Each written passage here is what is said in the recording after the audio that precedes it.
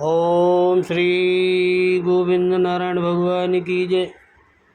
यथार्थ गीता अध्याय 11 श्लोक 5 और 6। श्री भगवान उवाच पश्य मे पार्थ रूपाणि सत्सोऽथ सहस्रश नानाविधानि दिव्यानि नानावर्णाकृतीनि च पश्यादित्यान् वसून्द्र अन्ध्रानश्नो मरुस्थिस्तथा बहुन्यदृष्टपूर्णावेणे पश्याश्चर्याणि भारत।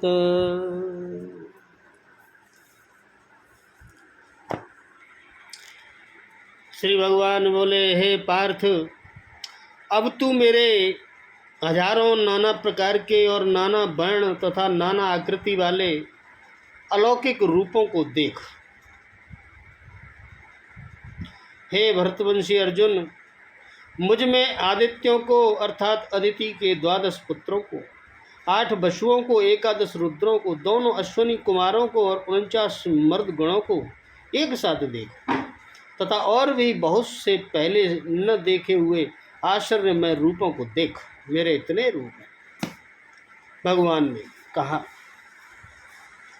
पार्थ, मेरे सैकड़ों तथा हजारों नाना प्रकार और नाना वर्ण आकृति वाले दिव्य रूपों को देख। हे भारत, हे अदिति के 12 पुत्रों को, 8 वसुओं को, 11 रुद्रों को, दोनों अश्विनी कुमारों को, 49 मर्दों को देख। अन्य बहुत से पहले तुम्हारे द्वारा कभी न देखे हुए आश्चर्यमय रूपों को देख। भगवान ने कहा। यहाँ सतत और सशस्त्र इन सांख्यवाचक 2 पदों के प्रयोग करने का क्या भाव है? इनका प्रयोग करके भगवान ने अपने रूपों की असंख्यता प्रकट की है। भगवान के कथन का अभिप्राय यह है कि इस मेरे विश्व रूप में एक ही जग तुम असंख्य रूपों को देखो, एक ही जगह देखो। नाना विधान का क्या भाव है? नाना विधान पद बहुत से वेदों का बोधक है।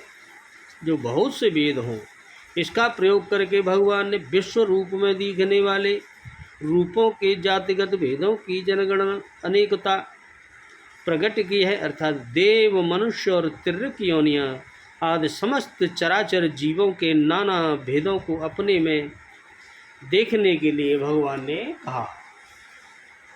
नाना वर्णाकृति नाम का क्या भाव है? वर्ण शब्द लाल, पीले, काले आदि विभिन्न रंगों और आकृति शब्द अंगों की बनावट वाचक है। जिन रूपों के वर्ण और उनके अंगों की बनावट पृथक पृथक अनेकों प्रकार की हो, उनको नाना वर्णाकृति कहते हैं। उन्हीं के लिए नाना वर्णाकृति तानी का प्रयोग हुआ है। अतएव इस पद का प्रयोग करके भगवान ने अभाव दिखलाया है कि इन रूपों के वर्ण और उनके अंगों की बनावट भी नाना प्रकार की है। यह भी तुम देखो। दिव्यानी का क्या अभिप्राय है? अलौकिक और आश्चर्यजनक वस्तु को दिव्य कहते हैं। दिव्यानी पद का प्रयोग करके भगवान ने यह भाव दिखलाया है कि मेरे शरीर में दिखने वाले ये भिन्न भिन्न प्रकार के असंख्यों रूप सब के सब दिव्य रूप हैं। मेरी अद्भुत योग शक्ति के द्वारा रचित होने से अलौकिक और आश्चर्यजनक यह रूप हैं। भगवान ने कहा।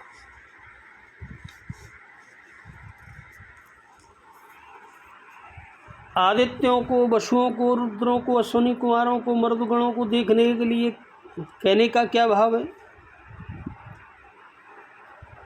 सभी शब्द प्रधान देवताओं के वाचक हैं। इनका नाम लेकर भगवान ने अपनी सभी देवताओं को अपने विराट रूप देखने के लिए अर्जुन को आज्ञा दी। इनमें से आदित्य और मर्दगणों की व्याख्या 10वें अध्याय के 21वें श्लोक में तथा वसु और रुद्रों की 23वें में की जा चुकी है। इसीलिए यहाँ उसका विस्तार नहीं किया गया।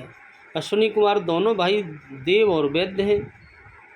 अदृष्टपूर्णावि बहूनी, ये दोनों विशेषणों से आश्चर्याणी। पद का क्या अर्थ है? इनको देखने के लिए कहने का क्या भाव है? जो दृश्य पहले कभी देखे हुए न हो उन्हें अदृष्टपूर्वक कहते हैं। जो अद्भुत अर्थात देखने मात्र से आश्चर्य उत्पन्न करने वाले हों उन्हें आश्चर्यजनक कहते हैं।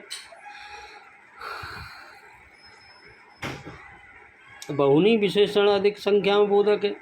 ऐसे बहुत से पहले की किसी के द्वारा भी न देखे हुए आश्चर्यजनक रूपों को देखने के लिए कहकर भगवान ने यह भाव दिखलाया कि जिन वस्तुओं को तुमने या अन्य किसी ने आज तक कभी नहीं देखा है उन सबको भी तुम मेरे इस विराट स्वरूप में देखो। जो आज तक चीज़ें नहीं देखी हैं तुमने इस दुनिया में उनको भी देख, आज मैं तुझे उसका विश्व स्वरूप दिखलाता हूँ। बोलो राधे राधे, जय जय श्री कृष्ण।